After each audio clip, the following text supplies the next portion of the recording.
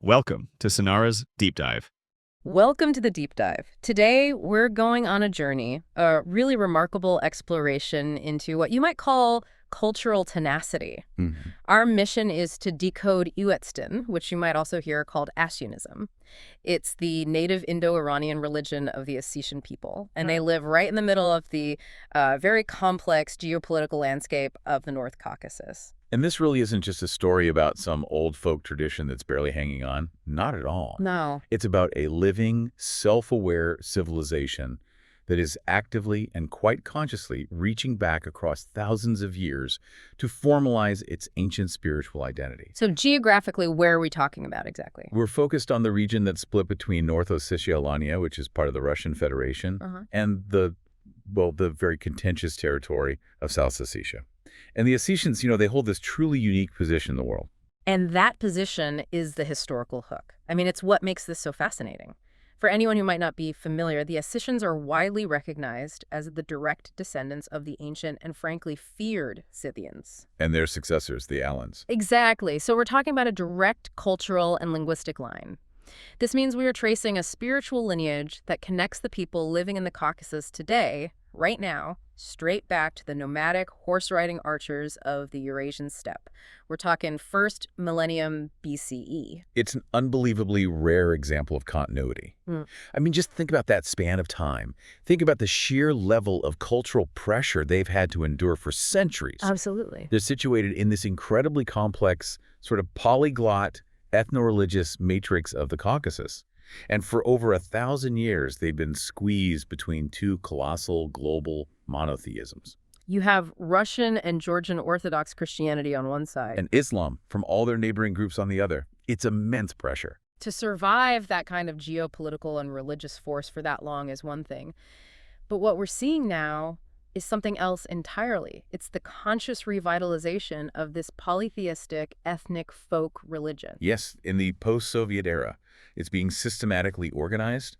It's being used as a central pillar of what it means to be Ossetian in the modern world. So the survival wasn't just an accident. It wasn't passive. Not at all. It was an active, strategic adaptation.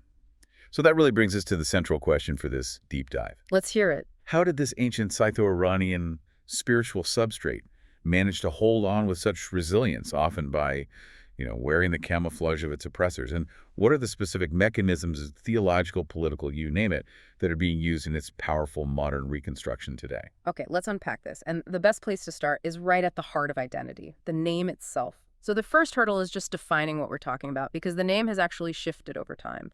And those shifts, they reflect the intellectual currents of the whole revival movement. That's right. Today, the most common term you'll hear is Åtsdin, or maybe Uatsdin.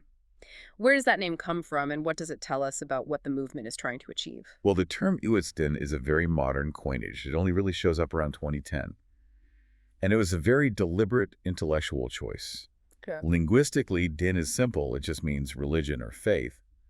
But the really important part is Uats. The proponents connected directly to the ancient Avestan concept of Dana. Ah, right, Dana. That's a huge concept in Zoroastrianism. It's not just belief, it's something much deeper, like a divine understanding or a moral conscience. Exactly. It can even mean the personification of your own spiritual self. So by choosing the name Uatsdin, they are implicitly claiming this very sophisticated theological link.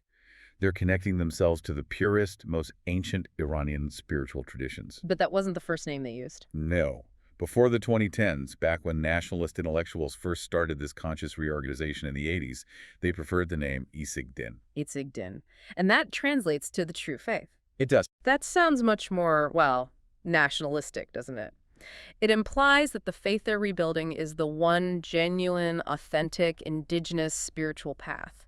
It draws a very sharp line. A very sharp line between their faith and what they see as foreign imports, like Christianity and Islam. It definitely has a strong reconstructionist flavor to it. It emphasizes truth, authenticity. And the word Ætsæg, truthful, that's powerful. It is, especially since Ætsæg is also the name of one of the foundational family lines in their most revered text, the Nart sagas. So it grounds their religious claim directly in their own mythology. But there's another term, one that maybe captures the historical weight even more directly. Yes, Din or Assianism. This is the term favored by key exponents like Makiev. And that one links them straight back to the Alans, right? The S, or as is that other ancient name for the Alans. Exactly, and that link is just profound. It reaches deep into history. That term S, it survived massive migrations, endless wars, and it's preserved right there in the modern name Ossetians. It's incredible. Some scholars even theorize that the ancient Greeks, when they were naming that vast continent, drew the term Asia from this very root, as a reference to the huge territory controlled by these Scythian tribes. Wow, just think about that. A local, modern faith drawing its name from the same root as an entire continent. It's a massive statement of historical ownership. Yeah. Now, you mentioned that this faith often resists being pigeonholed as just religion in the modern Western sense. Leaders like Ruslan Kirchev prefer to define it as a culture, or iron Ada. Yes. Why is that distinction, culture versus religion, so important for the movement today? It's a very strategic move, and is one you often see with indigenous traditions that are facing institutional pressure. By calling it iron Ada, which means the Ossetian order or the traditional way of life, they elevate it. It becomes more than just a set of dogmas or beliefs. So it's everything. It's everything. They're emphasizing that this worldview is woven into every single aspect of traditional existence. Their laws, their manners, their feasts, dance, language, family structure, everything. So if it's the entire cultural order, it becomes much harder for an outside force like the Russian Orthodox Church to just dismiss it as, a bunch of outdated superstitions or a modern invention, which is what critics often claim. Precisely. It positions Uatsdin as the non-negotiable foundation of their ethnic identity. It becomes untouchable in a way. It makes the defense of the faith totally synonymous with the defense of the nation. They're basically asserting that to be truly Ossetian is to live according to Iron Ida. And they'll often argue this worldview is phenomenologically pantheistic. God is everywhere, interwoven with all reality. Which allows them to claim a philosophical sophistication that they feel is superior to what they call the dogmatic separation you see in Abrahamic faiths. Right. But we do need to maintain a scholarly perspective here. While adherents claim this deep ancient continuity. The conscious effort to systematize it all is new. Exactly. The effort to centralize these traditions, from coining new names like Uatsdin to creating philosophical triads, that places this revitalization squarely within the scholarly framework of new religious movements. It's an organized reconstruction. The organization is new, the substance is ancient. That's a great way to put it. And we should pause here just to stress one more point. Adherents strongly, and I mean strongly, reject the term paganism. Why is that? In Ossetian culture, that word carries deeply derogatory connotations. It's often used by Christian critics to ridicule and marginalize their traditional belief system. They don't see themselves as pagans. They see themselves as reviving a noble, ancestral Iranian religion. Okay, let's shift to the physical evidence of this lineage, the Scythian connection. This is more than just shared myths, isn't it? We're talking about linguistic and cultural genetics. Oh, absolutely. The foundation of the entire continuity claim rests on language. The Ossetian language is the sole living remnant of the Scythian tongue. The only one left. The only one. It's a testament to the fact that while the Scythians and Alans were pushed off the steppes and into these remote valleys of the Caucasus by wave after wave of invaders, their language survived. And that linguistic persistence gives the spiritual movement its most powerful evidence of an unbroken lineage. And the Alans themselves are so important. They were the bridge between that high nomadic culture and the settled world. They were. The name Alan itself comes from Aryan, meaning the noble ones, which makes it etymologically identical with Iranian. And their historical reach was just immense. When the Roman Empire needed the best cavalry, who did they recruit? Alan regiments. Alan regiments. These units served as Roman auxiliary cavalry forces all across Europe, from Britain to Gaul. And this is where history really starts to bleed into legend. The Alanic presence in medieval Europe, that Scytho-Iranian legacy, is thought to have had a profound direct influence on the development of European culture, specifically on medieval chivalry. Yes, and you can see how it manifests. It comes through their defining traits. Their incredible horsemanship, their honor code, and most famously, their very distinctive cult of the sword. Sword cult. The Alanians worshipped their main deity, the war god, not through idols or statues, but by ritually planting an iron sword upright in a mound of stones or earth. That was their altar. So wait, You have a tradition of a noble warrior culture defined by horsemanship and this intense relationship with a sacred, upright sword that's planted in stone. Mm-hmm. That sounds like a direct, suggested foundation for the King Arthur legends. I mean, specifically the sword in the stone and the whole Arthurian code of chivalry. It's more than just a parallel. Many scholars see it as a plausible source. The Sarmatians, who were a related Iranian group serving in Roman Britain, certainly left their mark, while the Arthurian myth is complex, of course. Of course. The idea that the Alanic sword cult, a direct spiritual practice, could have filtered into the burgeoning chivalric culture of early medieval Europe through these Iranian cavalry units is just a staggering realization of their global impact. The Alans were, in essence, the Scytho-Iranian element that lasted in Europe long after the great nomadic sweeps were over. And what a powerful narrative for the modern Uatsdin movement to leverage. It's not just we're preserving a local folk belief, it's we are preserving the root of a European mythology. Absolutely. And this need for cultural and spiritual authentication is what really drove the formal revival starting in the late 1980s.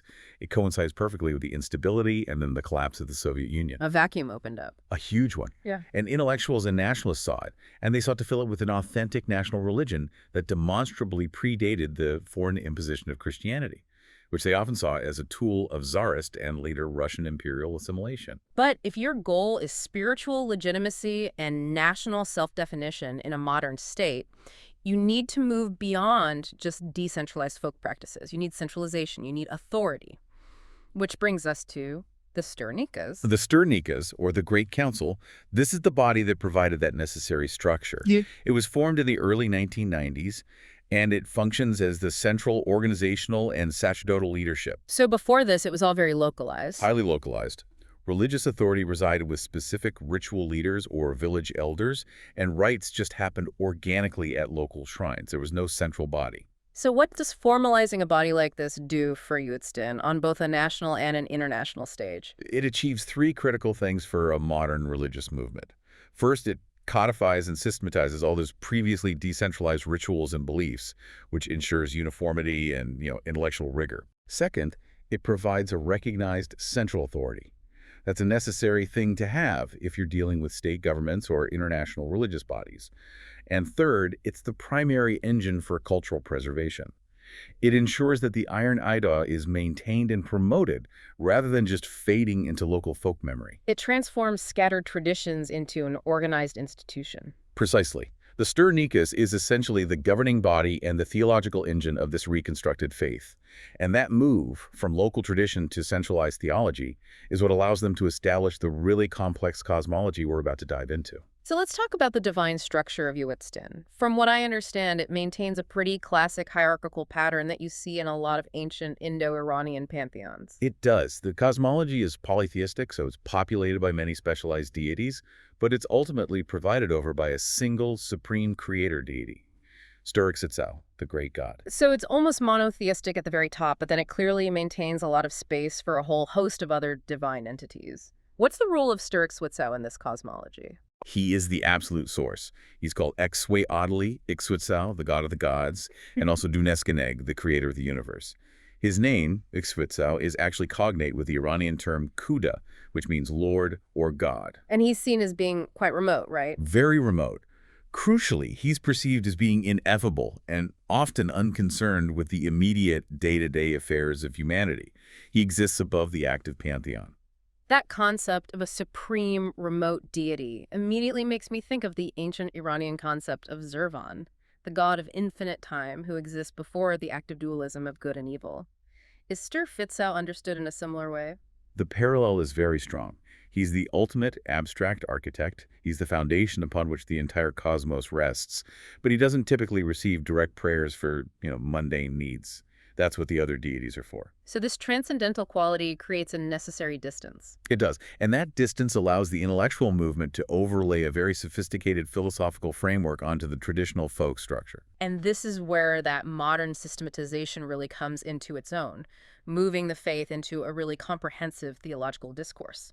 The urban intellectuals have developed what they call a monistic framework, a fundamental triad, to explain creation and reality. Tell us about that.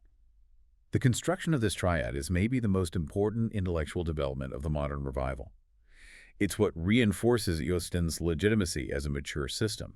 It argues for a monistic foundation, that all of reality ultimately comes from a single substance or source, even if it manifests as a polytheistic pantheon. So they're saying essentially that the many gods are just different expressions of one underlying reality. What are the three elements of this foundation? The triad consists of, first, Ætsæg, heaven, which represents that pure, formless, omnipresent supreme God, the source. Okay. Second is Uag, substance matter, which is the uncreated and created substance, the sort of raw material from which all worlds, both physical and spiritual, are derived. And third is Ud, universal spirit mon. Let's focus on that last one, U and Mon. What is the relationship there between the individual soul and this universal spirit? U is the universal self. It's the vital force that permeates everything. Mon is often translated as the universal mind spirit. So the goal of the individual soul, which is called Nad in Uatsdin cosmology, is to achieve identification with Mon. And that identification represents what? True self-knowledge. Liberation from the cycle of illusion. This philosophical layer allows them to discuss really complex spiritual attainment, things like non-dualism, which is highly attractive to modern, educated adherents. You know, what's so fascinating here is that this kind of systematic philosophical structuring, the detailed difference between the remote creator, the substance of reality, the universal spirit, this is often what scholars look for when they're assessing the maturity of a religious system. Absolutely. It shows that Uatsdin isn't content to just be a collection of old rituals, it's asserting its capacity for sophisticated theology. It provides the required comprehensive discourse to stand alongside and even to critique the theological systems of Christianity and Islam. But while this triad handles the metaphysics, the actual day-to-day spiritual life is managed by the Aktu pantheon. The Zete and Dadute. Yes, the specialized deities and spirits, many of which still retain the functions of the ancient Scythian divine structure. Okay, let's start with the big one. The deity who seems to bridge the most significant gap between the indigenous faith and the external pressure, Ossetian. Uastyrdzhi is, you could argue, the most famous and powerful figure after Styr Nykhas. And his name is the most striking example of syncretism you'll find. It's derived from the Ossetian rendering of St. George. But his function is completely Scytho-Iranian, and the scholarly consensus is that he's the direct continuation of which ancient Iranian deity? Mithra, the ancient god of covenants, contracts, and warriors. And this functional equivalence is exactly why the syncretism was so successful. Ossetians absorbed the name of St. George, but they kept the function of Mithra. So Uastyrdzhi is the ultimate guarantor of oaths, the patron of men, travelers, and soldiers. And he's always depicted as a powerful horseman, which reflects that nomadic Scythian and Alan cavalry heritage. And that patronage of men is really important because it leads to a crucial cultural restriction. Yes, this is a defining feature of the faith practice. Uatsdyrdzhi is an exclusively male figure. He's often called the man-saint. And women are strictly forbidden from uttering his name aloud in public, especially during rituals. Really? So what do they call him? They have to refer to him euphemistically as Aladidzor, the saint of men. Wow. That's a powerful division in the spiritual economy. It really highlights the traditional separation of gender roles in ritual spaces. The sacred isn't accessed in the same way by everyone in this structure.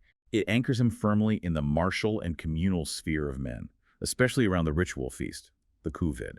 And the fact that the massive annual festival dedicated to him, Yurguba, in November, is such a central communal event, often ending in a bull sacrifice, that just reinforces his paramount importance to the male community and the national sense of self. Okay, moving to the second most prominent syncretic figure, we have Uatsilla, the master of the heavens. Uatsilla's name also comes from Christianity's Saint Elijah, or Ilias, and he is the quintessential Indo-European god of thunder, lightning, and rain. He is completely indispensable to an agricultural and pastoral society because he controls the weather that dictates your survival. So even though he's the thunder god, he's also deeply tied to agriculture. He has that specific epithet, Hori Uatsilla. Correct, Hori Uatsilla, which means it's Uatsilla of the wheat. So he's mythologized not just as this terrifying force of nature, but as a proactive figure, a plowman and a sower who ensures the bounty of the harvest. That blend of terrifying power and nurturing function is key to his enduring relevance. And there's that incredible ritual surrounding people who are struck by lightning. They're considered chosen by Uatsilla himself. It's a spectacular example of how natural phenomena are interpreted spiritually. A lightning strike is viewed as Uatsilla's fat, a kind of spiritual projectile. If a person survives this divine contact, they are forever marked as the god's chosen one. And if they die? If they die, the body is given extraordinary respect. Either way, a major ceremony with a sheep sacrifice is offered to the deity in honor of the event. It's not seen as just a tragedy, but as a sign of profound divine attention. Beyond these big sky deities, the faith is rich with figures who manage the necessities of daily life, particularly at home and with animals. Absolutely essential. Domestically, you have Safa, the most important household deity. She guards the hearth chain. And the hearth chain in Indo-Iranian tradition is immensely significant. It's the link between the family, the ancestral line, and the sacred fire. Safa's protection ensures the prosperity and continuity of the entire lineage. And for livestock, there's that duality of Tutyr and Felvera. It seems to highlight that constant negotiation between protection and predation that's inherent in a pastoral life. It does. Tutyr, whose name comes from Saint Theodore, is the god of wolves in the wild. Felvera, derived from Saints Florus and Laurus, is the direct protector of livestock and herds. So you have to honor both sides. You have to. You have to recognize and honor the wildness of Tutyr to ensure his predation doesn't wipe out your flocks, which are under the care of Felvera. Prayers are offered to both, acknowledging the necessary and often brutal balance of nature. That duality perfectly encapsulates the pragmatic reality of living in the Caucasus valleys. And lastly, there's Donbettyr, the Lord of the Waters. Another figure deeply rooted in the past. His name combines Don, the ancient Iranian term for water or river, and St. Peter. And that word Don is found all over Europe in river names, like the Don and the Danube, which again just underscores that Scytho-Iranian linguistic influence. And functionally, he's as much a cautionary tale as he is a patron. He is. He rules the waters and the underworld beneath the seas. He is famously mythologized as using a heavy chain to drag down unwary late-season swimmers into his watery realm. A powerful local myth. It blends that ancient fear of the deep with a Christian saint's name, and it serves as a powerful warning against disrespecting the forces of nature. The entire pantheon, you see, demonstrates a complete spiritual ecosystem. From the remote transcendental source in Styr Nykhas to the practical, sometimes terrifying forces of nature, like Donbettyr and Tutyr, all of it, operating within a highly functional syncretic system. The ability of Uatsdin to maintain its functional pantheon, despite centuries and centuries of pressure, is what makes it such a compelling case study. Its survival is a direct result of this sophisticated cultural adaptation, using syncretism not as a compromise, but as a deliberate defense mechanism. That's the key. It was a strategy. So when did this religious pressure really begin to ramp up? The first major systematic attempts at Christianization started around the 10th century. This was particularly under Byzantine influence, as they were trying to extend their cultural sphere into the Iranian kingdom. But what happened was, well, a conversion of the elite. The rulers and the nobility. Exactly. And it was largely nominal. The general population, meanwhile, maintained a very strong underlying continuity in their spiritual practices. So the aristocracy wore the cross, but the farmers kept the faith. That's a perfect way to put it. The strength of the Indo-Iranian substrate was so profound that they didn't need to invent new ways to worship. They simply overlaid the names of Christian saints onto the functions of their ancient deities. It was cultural camouflage. Totally. By calling their Mithra Uastyrdzhi, St. George, they protected the core belief system from being completely suppressed by these external powers. And we actually have historical documentation of this, which is incredibly rare. There's the account of a Bishop Theodore from the 13th century. What did he observe? Bishop Theodore was deeply frustrated. He wrote back to his superiors saying that his Hellenic flock were Christians only in name. Only in name. They were accepting Christian baptism, maybe, but they just continued to worship outdoors at their traditional natural sites. They were using Christian figures superficially. He complained that they were prostituting themselves with all stones and waters and worshiping some demons in high places. That quote is so illuminating. It paints this picture of a population outwardly complying with the new religion while inwardly maintaining their sacred geography and traditional practices. And Theodore, as a good Orthodox bishop, could only see that as worshiping demons. It confirms that this syncretism was a practical strategy that was deeply entrenched by the High Middle Ages.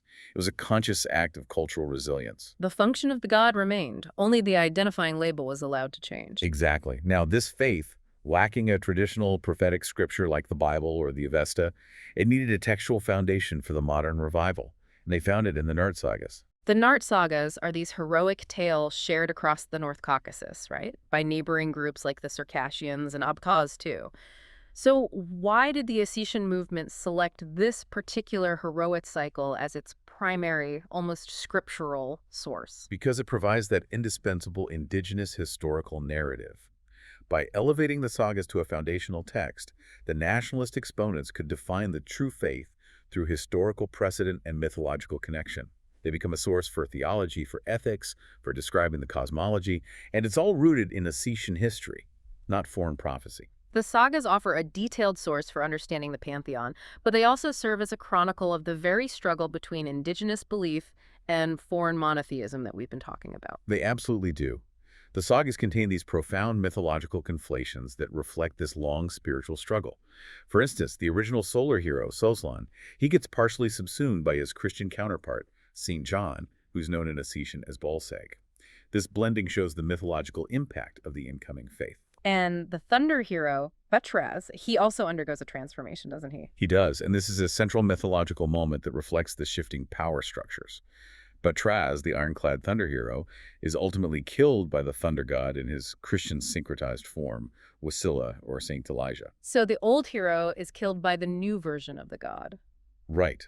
The Ossetian scholar V. Abayev highlighted that these mythological events are an internal record of the struggle between heathen beliefs and Christianity.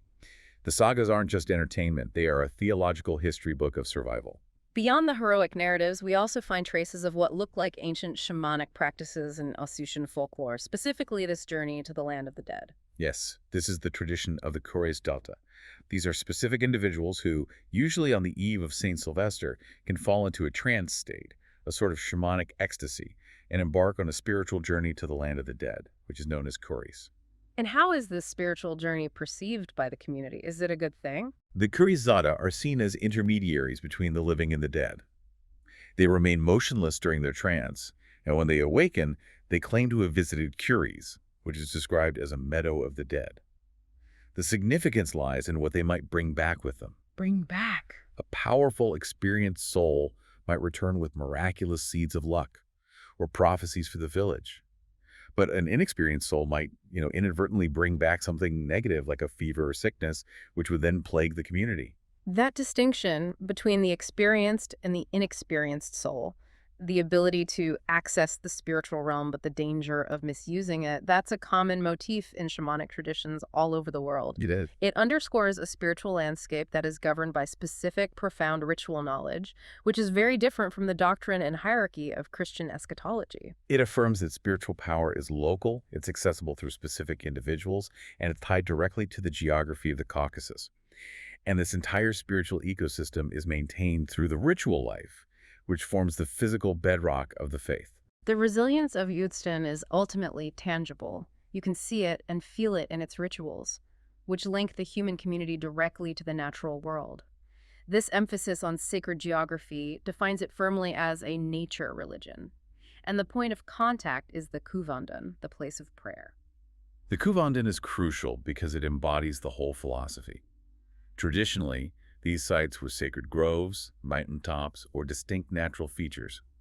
This reflects the deep belief that the deities reside within, or are at least strongly associated with, natural phenomena. And this tradition is still intensely relevant today, isn't it? Oh, absolutely. North Ossetian is saturated with these sites. In the Algiers region alone, there are estimated to be around 300 recognized shrines. 301 region. This dense spiritual geography means that the natural landscape itself is seen as the spiritual infrastructure of the nation. But the revival has necessitated some modern construction. So how do modern built temples harmonize with this principle that the shrine has to be one with nature? Adherents insist that any constructed Kuvandin, like the Tutyr temple dedicated to Uastyrdzhi, must follow very strict principles. The architect, Styr, for instance, emphasizes that these structures must be built solely from local materials, local stone, local wood, and they must not, visually or physically, rise above the nature that surrounds them. So the architecture has to actively reflect the belief that the shrine isn't just the building, but the entire surrounding landscape. It shouldn't be a monument dominating nature, but a frame for the sacred space of the land itself. Exactly. And this belief leads to that core philosophical principle we touched on earlier. There is no fundamental division between sacred and non-sacred land. Every single place holds a resident deity or spirit who can be easily offended if their sanctity is violated. Which transforms the entire environment into a spiritual space that requires constant, careful stewardship. It does. And the central act of communal life, where these beliefs are manifested, is the kuvid, the feast. It's the fundamental ritual. It's a communal feast held in honor of a specific deity or an ancestor. And the core importance of this event is immediately visible in its etymology. The Ossetian word kivd means both prayer and toast. It's a ceremony of shared sustenance and spiritual communication, all in one. Who leads this vital ceremony? I know the Styr Nykhas is highly centralized, but what about at the local level? In a kuvievt, authority is still local. It's led by a layman known as a dzori leg, or holy man, who acts as the ceremonial leader and speaker. The ritual begins with him raising a skyward toast to the deity, usually with the traditional beverages of beer or the strong spirit arak, and the prayers and toasts continue throughout the entire feast. What are the central ceremonial components of the feast itself? It involves the consumption of meat from an animal sacrifice, traditionally goats or bulls, depending on the deity and the scale of the feast, and crucially, 3 ceremonial cheese pies, the olibak. Let's elaborate on those of olibak. This is a central, recognizable symbol of Ossetian cultural identity. What is the specific spiritual meaning attributed to the 3 pies stacked together like that? This is one of the most powerful ritual symbols. It connects the mundane act of eating to the cosmic architecture. The 3 pies symbolize the continuous acts of creation and renewal of the world across time, the past, the present, and the future. So by eating the pies? By consuming these pies during the kuvd, the community is physically participating in the ongoing maintenance and recreation of reality. They're aligning themselves with the divine order, with Iron Ada. And the sacrifice itself is that integral link right back to their Scythian past. It is the defining feature of ancient Iranian nomadic worship. Archaeological evidence confirms the Scythians practiced blood sacrifice followed by a shared feast. In Uatsdin today, this tradition remains robust. And it's not just a historical reenactment. Not at all. The major community events, like the Jurguba festival for Uastyrdzhi in November, still culminate in a large animal sacrifice, often a bull. And we noted the deep syncretism regarding ritual space. Historically, these sacrifices were sometimes carried out in astonishingly close proximity to Christian structures. Yeah. Sources note that traditional ritual animal sacrifices were carried out on stone slabs or specialized grounds that were right next to, or even forming part of, the grounds of Christian churches. That's amazing. It demonstrates this deep-seated cultural refusal to separate the ancestral ritual from the space that was nominally claimed by the external faith. The Christian church became, in many ways, just another sacred marker in the indigenous spiritual geography. Before we move on, we have to revisit Uatsilla and that specific ritual for rain, which ties the sacrifice directly into the needs of the natural environment. The Uatsilla's rain rite, yes. A potent example of practical petitionary magic interwoven with religious devotion. After a goat is sacrificed, the animal's skin is removed, but specifically keeping the head and the legs attached. This skin is then hung on a tree in the forest or in a sacred grove as a direct offering to Uatsilla, petitioning him for timely rain and a successful harvest. It's a physical, immediate interaction with the weather god. And here's where it gets really interesting, connecting these specific ancient practices back to the sophisticated monistic philosophy and transpersonal psychology we talked about earlier. Exactly.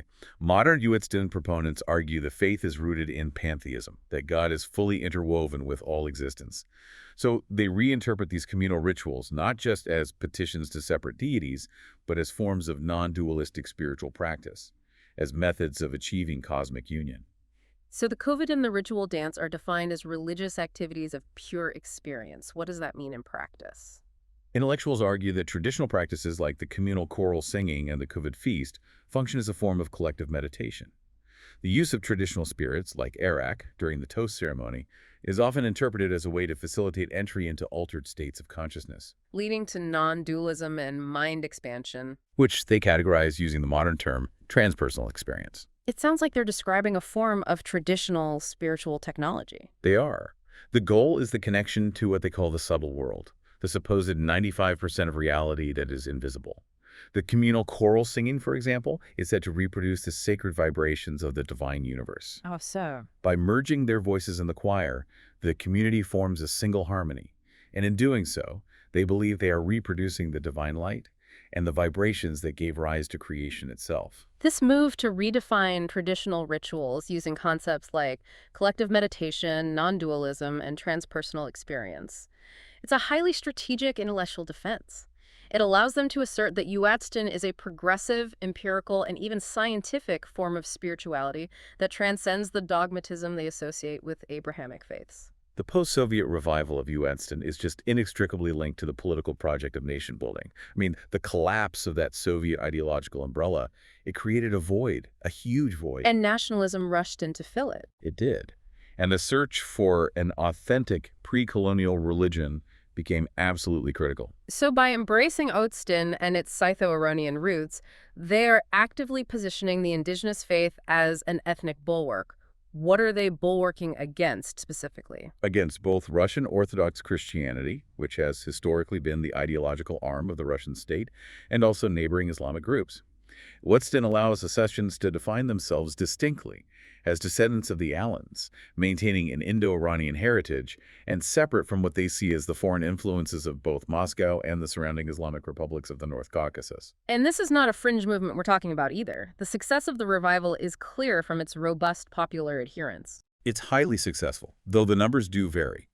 Estimates of those practicing range anywhere from 23% to 55%, with a 2012 survey documenting 29% adherence, specifically in North Ossetia. But crucially, researchers note that the level of popular participation in these folk rituals, the Kovid feasts, the communal dancing, the shrine visits, it vastly exceeds the popular participation you see in local churches and mosques. Why that disparity in participation? Because the folk rituals are intensely communal, they're participatory, and they are inherently linked to family and ethnic identity, to Iron Ada. Attending a Kovid isn't just a religious duty, it's a profound expression of social and ethnic belonging. For many, it's the cultural glue. Whereas attendance at a church or mosque can be seen as a more individual or maybe even nominal expression of faith. Exactly. And this demographic strength inevitably leads to a highly charged battle for public space and for legitimacy, particularly with the Orthodox Church. And this conflict is tied directly to the delicate politics of loyalty to Moscow. Right, it becomes a core geopolitical struggle. It does.